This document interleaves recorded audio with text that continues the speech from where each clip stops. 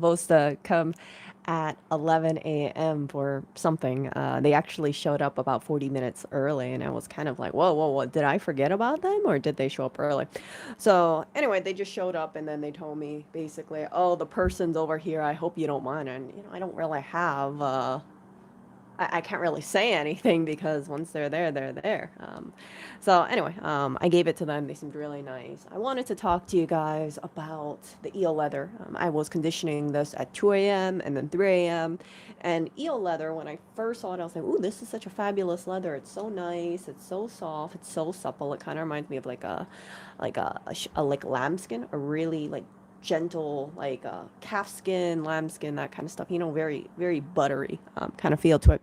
And I wanted to condition it. Now, I used a reptile cleaner, this one, Angelus Leather Cleaner Conditioner for reptile and exotic skins, because when I was reading it, reading about conditioning, people were saying, oh, yeah, just use a reptile exotic skin. I thought, okay, if you're good with alligator, snake, I don't know, maybe another snake and maybe another snake, it should be fun, right? I mean, isn't eel kind of like a snake? I know eel is a fish, but I just thought that it would be okay. Now, I did not read the back, and the back says not for use on suede leather or eel skin. So remember, always do your research. I didn't do my research on this, so I learned the hard way. Now, when I was cleaning this, as you guys saw me yesterday, I started seeing dye transfer, and I was kind of worried because I thought, oh crap, am I damaging this leather?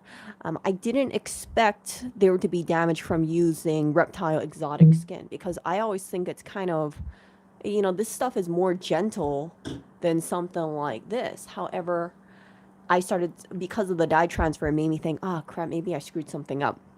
Now, I don't like over conditioning too much, but I decided to use this one, Chamberlain's Leather Milk, because I was reading from the manufacturer. They said this one should be fine for eel.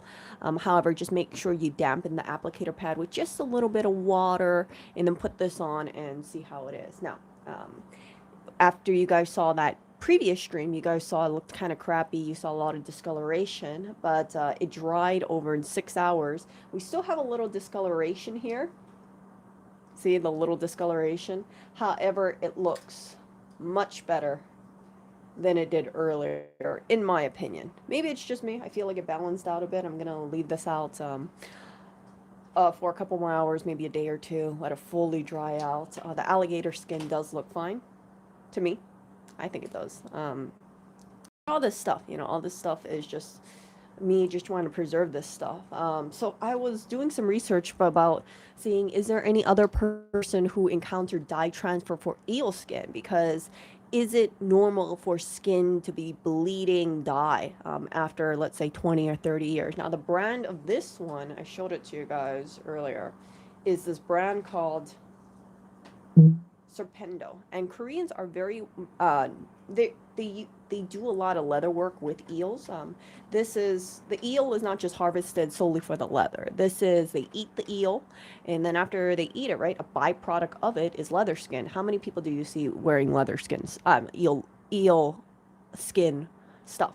Not very much. And the telltale sign is see these little kind of like about one inch wide strips, like a dark color. A lot of them are like a mahogany color. However, it does hold on to dye. It does absorb dye really well from what I was reading. One of the things that I was reading about eel skin is, and I'm going to talk about the positives first. I'm going to talk about the negatives. Positives. People say that it does age really well. People also say that they've had bags for a number of years and it's still nice and it's still soft. Negative. There are some people who have eel skin shoes. So, for example, Christian Louboutin, they make shoes. Eel skin seems to be very, very susceptible to water damage. If you step in like a water puddle, don't be surprised if it has permanent staining in there. And if you, let's say, have eel skin as as a chair, and I will put links to this later if I can refind it. it's not unusual for the stain from food or beverage to just stay in there forever. It's not like, let's say something like, I imagine an alligator skin, if you have like a little water, if you maybe wipe it off, it won't be that bad. But eel skin is very unforgiving from what I'm picking up. Some people say that they had an eel skin briefcase. They put it on a table, maybe it has a ring of water, maybe it rains a little, and it just permanently gets damaged. It can't seem to get rid of that water stain. And it's very important for me to bring this thing up to you because when I was doing this original stream, I was telling you guys, hey, I really love eel skin. I think it's great. It seems that it is very sustainable. If you guys go to a sushi restaurant and you eat unagi or eel, you know, the kind of teriyaki sauce eel, then you might be thinking, hey, it makes sense for me to grab eel skin. I just want to point it out to you guys. If you get the thing wet, if you get some food, beverage stain in there, if you have any eel skin shoes, you might have a total pain in the ass that you got to deal with. The other thing too is, let's say you have your shoes, right? Let's say you buy Christian Louboutin shoes, you pay over $1,000 for them, and you're like, ooh, I really love the skin because it's so nice. If you have any damage to the leather, to the eel skin because of water damage, you will find it very difficult to find any cobbler who will be willing to take on the project. Yes. So if let's say I have leather shoes and I have brought leather shoes to shoe repair places, right? Cow skin leather is no big deal. I'm pretty sure, you know, snake skin, no big deal. But eel skin is one of those leathers cobblers, a lot of them they just won't touch it. They'll say like, hey, you know, I don't want to accept it in because the chances of them repairing it, you know, having the material on hand, I'm assuming, you know, getting the stains out is just not very good. And that kind of stuff, right? It's like I never really thought about that kind of stuff. So if you do have a eel skin wallet, if you do have an eel skin bag, I would say be very careful about how you carry this bag because in my opinion, out of all the leathers out there that I've had, eel skin is the most finicky.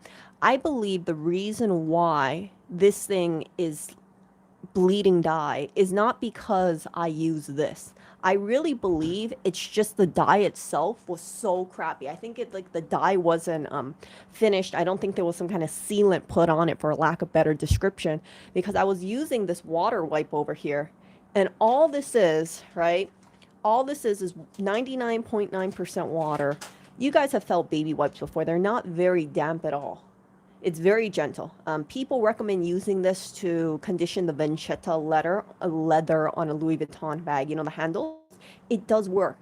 So if you figure people are willing to use this for $1,000-something bag, cleaning the LV bag, very delicate, very mild, right? Also very mild for a child as well, like a little baby. It should be fine with this. No, you can see I already have dye transfer here just from simply wiping it down, just oh so gently. And I really believe that this wallet, I don't think it was dyed properly. It's either, and I just say this because I can't imagine any conditioner doing this much devastation to a wallet where 6 hours after I condition it, it's still like the dye is just rubbing right off. So I just wanted to do this little stream and tell you guys about this. I really like this wallet. However, I'm going to have to keep a close eye on it because I'm worried, hey, let's say if I have a white handbag, I put this wallet inside of it. What if I have dye transferred the red going inside of the white handbag? And this is stuff that some people would say, oh, maybe you're being too, you know, nitpicky about it, but I don't want to have dye transfer in some of my bags because this thing is just so, for whatever reason, the color is just like fading right off. I don't anticipate ever conditioning this thing again because as you guys saw, right, even water alone causes it to have dye transfer. My personal opinion about eel skin is it's a nice leather, but as much as they talk about durability, I just don't like the fact that you can't really get too many places to repair it. I worry that, let's say, I want to get it fixed. You know, I don't want to buy a new one. I can't bring it really to a leather place to maybe do a patch job. I also think to myself that something like this, it's just like, it's nice, but it really is just kind of like a little headache here. I've never had leather where I had to be so mindful about the stuff that I'm putting on. I have sheepskin, I have cow leather, I have, what else do I have? No, not sheepskin. I have snake skin, cow leather, alligator, and I think I probably have other leathers too, but I can't remember off the top of my head.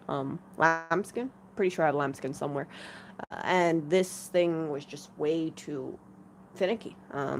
It's not as straightforward as I expected it to be. I will talk to you guys later. If you guys have any eel skin products, I'm not saying chuck it away. I'm just saying be very careful about the conditioner that you're putting it on. And if you have dye transfer or if you have dye bleeding, don't be surprised in a sense. And then I would also say, moving forward, would I go out of my way to get eel skin? Probably not. I think the only exception I might make on eel skin would maybe be a belt, but something like a wallet, I don't like the idea that I'm touching it and it's rubbing inside of my bag so much. So that's the thing that I'm just gonna say about that. Eel skin is a very nice, soft, supple leather. It's extremely silky to touch. Some people say that they consider it to be like a silky, basically a silky sea leather, for lack of like fish leather. It's really very nice to feel, but just kind of a headache kind of thing. Maybe it's just this wallet in itself. Maybe other eel skin would be better. There just isn't very much knowledge. There's not very much information being shared about how to remove the stains off it. And I was reading about leather restoration forums. So I was going into, the people who are like super professional, the people who have leather restoration businesses as their career. They could not get rid of these freaking some of the stains off the eel skin, and all it was just stuff in a restaurant. People drop maybe some food and they get a little grease stain or they get some water, and if you have a person who's mixing all these bases, going from stuff that I've never ever heard about, working on formulations, and they still can't get rid of the stains, that tells me that this stuff is like no joke. There's a reason why maybe not too many people have eel skin stuff, or if they do have eel skin stuff, they might not be using it because maybe they're a little embarrassed about the stains showing up.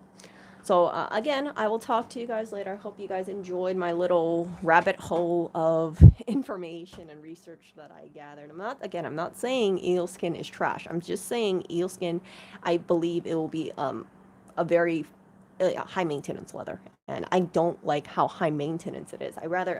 There's something when I'm telling you guys alligator skin is much easier for me to take care of rather than eel skin. And if you do decide to get an eel skin, my recommendation is don't go with a red mahogany. I would rather go with like a black or a white instead. Actually, I take that back. I would go with black because in the event that you do get a water stain on it, you won't really notice it as much as this. And it saddens me that there are people out there who bought some eel skin stuff. They have like maybe a favorite eel skin briefcase. The rain comes and then their stuff is damaged, and they're trying to go online, trying to bring it to leather repair places, and they're saying, hey, please get rid of these watermarks, these rain droplets. And they can't, the places would just turn them down saying we don't work on eel. So I'll talk to you guys later. I did not expect to go down this little rabbit hole of eel skin, but when I look at this piece, I see all the little imperfections here. A lot of it has definitely kind of fade. I don't want to say faded, but the leather changed color since it's been drying, right? So you don't really see it too much as you did earlier. It doesn't look nearly as splotchy as you saw in the previous video. Sometimes if you guys do look at old vintage eel items, you will also see what appears to be apparent splotching. I don't know if the splotching came from that they were trying to clean it. I don't know if they tried to, if it's just like wear and tear, like maybe if they have like a handbag and it rubs against their jeans and then it causes a wear mark. I can't tell you guys because I think a lot of people, they just use it or they bought it secondhand and they're planning to resell it. But whatever the case is, I don't like the fact it looks very hard for me to deal with conditioning and then repair. And if I want to, let's say I have a wear mark over here, then I have to find an exact shade of mahogany and then hope that it works with eel skin. It's not so straightforward like cow leather. If I wanted to, let's say, get a cow leather, I think, what was that thing? Let me find that brand.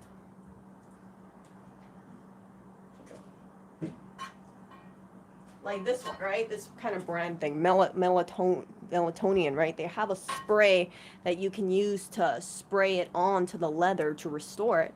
But if you can't, you don't know how it's going to react so much with eel skin. Maybe it's not going to have the same luminescence. Maybe it'll look more plasticky.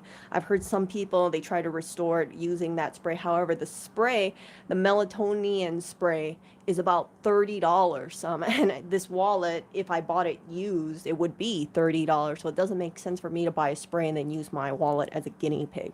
You guys see what I'm saying over here? So it's just kind of like a pain in the butt when it comes to repair. I can't just say, hey, the local shoe repair place or local leather repair place, here I got a leather and I want you to restore it. And leather restoration can be very expensive, especially when it comes down to a leather that not too many people have. Okay, you guys, I shall see you.